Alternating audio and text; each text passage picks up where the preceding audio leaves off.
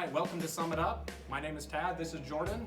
This is video 2 of business types. And today we're going to talk about LLCs, which stands for Limited Liability Company. So Tad, when do I need an LLC? So LLCs are fantastic for people that have a business that's growing, for businesses that expect additional income that way, and especially people that want to protect their personal assets from their business activity. So last time in our last video, we went over my fictional business and we set it up as a sole proprietor. So now we're gonna fast forward 2 years and see how it's going. So Jordan, I was a little hesitant. You were thinking it was part-time, but your business is now, sounds like, going well? You know, we've gotten a lot of demand. It's been pretty crazy. Like, people are loving, they're loving my tours, you know, and I have to say it's turned out really well. So, but on the flip side, since I've grown, I need more help. I'm taking more time to do this, what was a side hustle, and now it's growing. So, and I probably need to buy a few more side-by-sides. So that's fantastic. If only all fictional businesses were this good, where the demand is just amazing. You know, Yes. that would be great. So it sounds like with you growing and all that kind of stuff, you're trying to figure out, how do I now grow with my business? Right? Exactly. What's the next step I should take? Okay, so I would say it depends. Tell me, for the last year or so, 2 years, tell me what your income has been like. And when I say income, I'm talking about total revenue that you brought in from the business minus any overhead expenses. You know, utilities, fuel, those kinds of things, to get to that net number. What has it been like for you? So first year we landed about 5,000. This last year we did about 9. And I expected to do probably 15 or so this year. Fantastic. Again, this is part-time, so that you think about it, he's been doing it maybe a day or two each week. Yeah, now it's turned into a couple more days. Yeah, so it's getting to the point where he's spent a couple of days each week and he's not able to meet the demand. So he's obviously looking to expand that way. Mm-hmm. And so I would say you're in a perfect position with income growing, the demand there. I think an LLC is a fantastic place for you to start. Okay. So how do I set up my LLC? What do I need to do now? Yeah, so I am going to reiterate, again, we talked about a sole proprietor in our last video. I want to remind you, if you expect your business to be in a situation where you're working full-time, where you expect there to be a lot of revenue, I probably would have had you skip the sole proprietor altogether and just go right to the LLC. Because the sole proprietor, whether you're a new business or you happen to be a sole proprietor that has grown beyond what you thought it was going to be, the first thing you've got to do is you've got to now register with the state again. You know, that's painful. You just went through that whole process. It's the worst. You gotta go back through and you gotta cross all your T's and dot all your I's. And kind of start over on that and setting it up. Unfortunately, yeah. That's the downfall of doing the sole proprietor. Perfect. So, well, if I had known, I probably would have just set up a LLC in the first place. Right. And not have to start this over again. Right. So just keep in mind, again, if you are starting a new business, think about that. If you're for sure only going to be doing it part-time, never making much money, that's okay.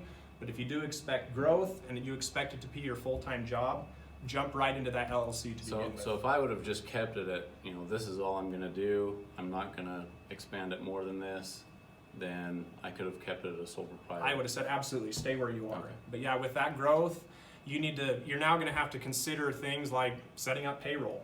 In the past, when it was just you, no payroll needed, you know, and that was easy and it was cheap, right? But the problem is now you need some help. You're going to have some people take tours with you, or what do you think? Yeah, I'm going to have to teach them how to do the tours and make sure everything's set up right, safety, Gotcha. everything. Gotcha. So I've just been doing it on like spreadsheets and, you know, sometimes paper and stuff, just to keep track of receipts and everything. Right. I know that sounds familiar. There's got to be a better way. I know a lot of you, same thing. You start your business out, you start by pen and paper maybe. You move up and you're thinking, you know what, I need this electronically. You jump into spreadsheets, you're thinking you're doing pretty well. But it gets to the point where you're so busy, you've now spent 6 months and you haven't had time to look at your accounting. So you're now 6 months in and you don't even know where your business has been. And I know that's going to sound really familiar to growing businesses. And so the number one thing I would say, when you realize that you're going to be taking off, get an accounting system. There are lots of options, but get an accounting system or software that can help you with bookkeeping, that can help get some of those bank transactions put in a situation where you're going to be able to read it. And it'll make so much more,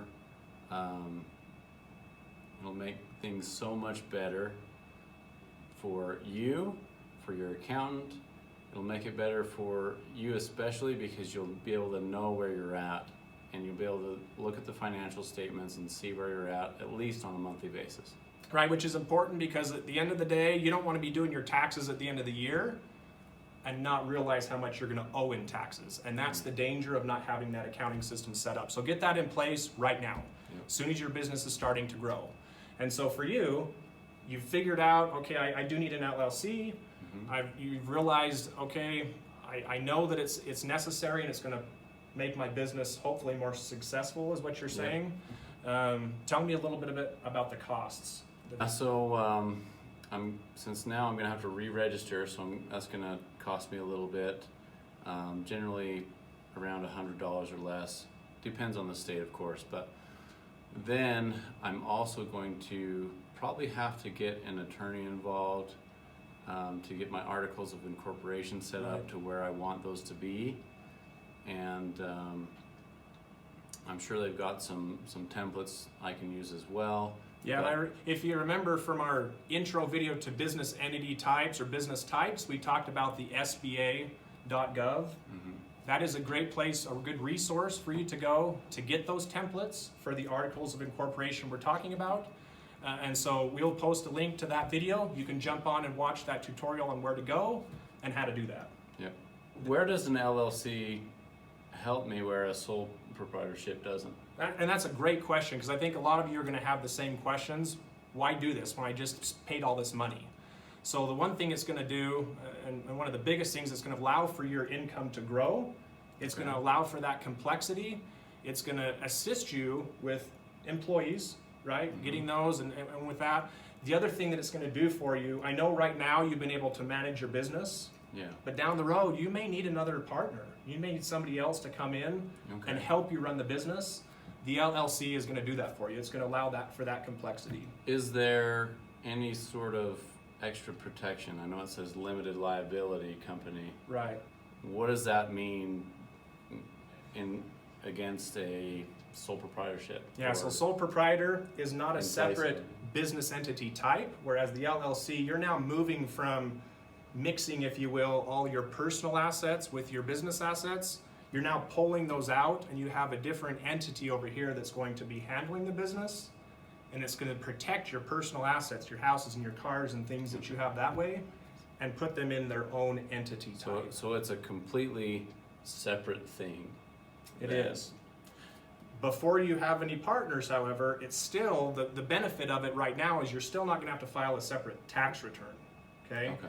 So it's not until you introduce new owners or make another change that we'll talk about soon that you're going to have to worry about that. So still, personal tax return, a separate schedule to report that activity. And so it does protect my home and cars and everything else, just in case something bad does happen. Right? Yeah, and so you mentioned that. I want to back up to the question, or the thing you mentioned at the very beginning of the video is you now have these assets, you're probably going to have to buy more razors or some sort of side-by-side.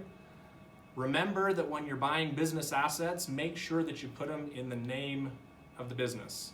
Okay, that's going to be very important, because if you do that properly, if you put the title of those assets in the business name, then it's going to provide that protection. If you don't do that, you're not separating those two together. Just like if you mix your business account with your personal account, you're not going to have that protection.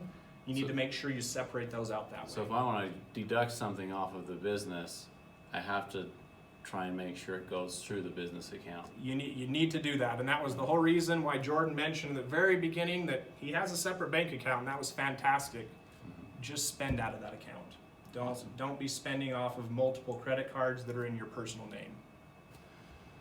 All right, guys, so to sum it up, for my fictional company, we've now grown a little bit. We have to add maybe a couple of employees. Our net income has grown up a little bit. And so you're now almost with the big boys? Yeah, All right. almost. All right. So now we're looking at switching the company over to an LLC. We want to be able to protect my personal assets, keep those separate, keep everything separate in the business from the personal side, and have a little bit of more protection there. And so as soon as your business is growing to the point where the net income, total revenues minus all of the business expenses, is greater than about $20,000, that's when it's time to start looking at other options. In our next video, we're going to talk about the options of how you can switch to an S corporation to save you money on taxes. Thank you for watching Sum It Up today. And please let us know if you have any questions and leave them in the comments below. We'd be glad to help any way we can.